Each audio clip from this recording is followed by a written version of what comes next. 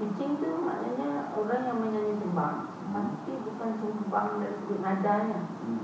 Sebab kalau ini nada sini dia, sepatut bunyi dia lah kan, kurang ada sembang lah. Tapi pitchingnya lebih pada note, bunyinya dengan beza. Itu pitching. Maknanya yang bunyi dihasilkan dengan bunyi resonance, frekuensi semua yang tepat lah.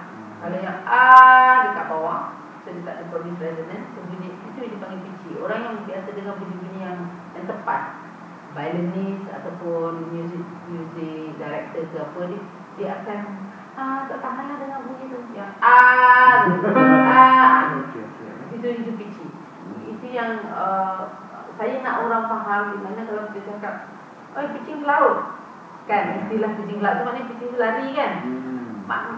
Jangan hanya sekadar ikut sebutan tu tapi tak memahami. Maknanya bagus bila orang pitching ke laut kan, tapi kita kena faham betul-betul. Jangan sekadar ikut orang cakap pitching laut, cakap pitching laut, tapi kita tak apa pitching laut tu mana yang dia soal ni lah kan. Maknanya kalau kita nyanyi, contoh kalau kita nyanyi satu lagu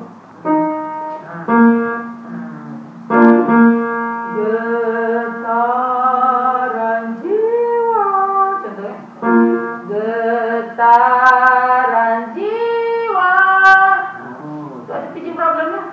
Tanpa disedari orang kata okey je kita tu, tapi tu ada pitching problem.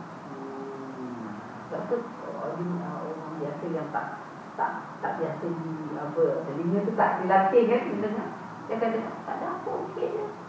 Itu dia. Okey, apa kualiti suara yang bermutu? Dalam tak suka suara husky lah, dalam suka yang nyaring lah, weird lah.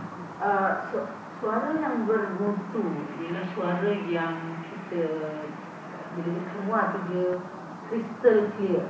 Maknanya jelas, kebukaan cantik, maknanya bila dia menyanyi atau cantik, bunyi suara tak ada gangguan apa-apa. Okey, bila dia masukkan bunyi, ada bunyi husky, growling ataupun orang panggil sekarang apa, screamo ke apa benda tu kan, itu pada style. Maknanya kalau dia mempunyai suara yang bagus, skill ataupun teknik yang baik, dia dah faham mainkan suara, dia boleh buat macam-macam. Sebab style-style itu akan keluar mengikut emosi.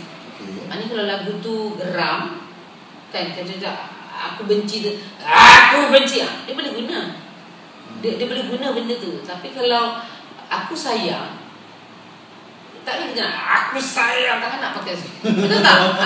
Jadi dia balik kepada lirik tadi. Kalau aku sayang, dia akan mungkin aku sayang, betul.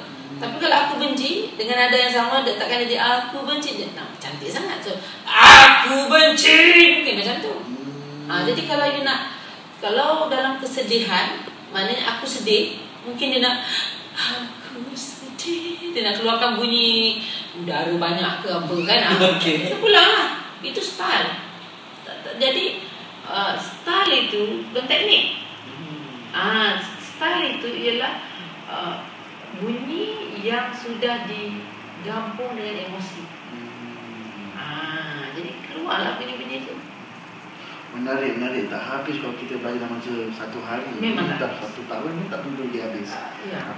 Tapi tak apa, saya rasa sampai di sini saja untuk setakat ni. Boleh. Terima kasih Muntaza. Sama-sama. Jumpa lagi.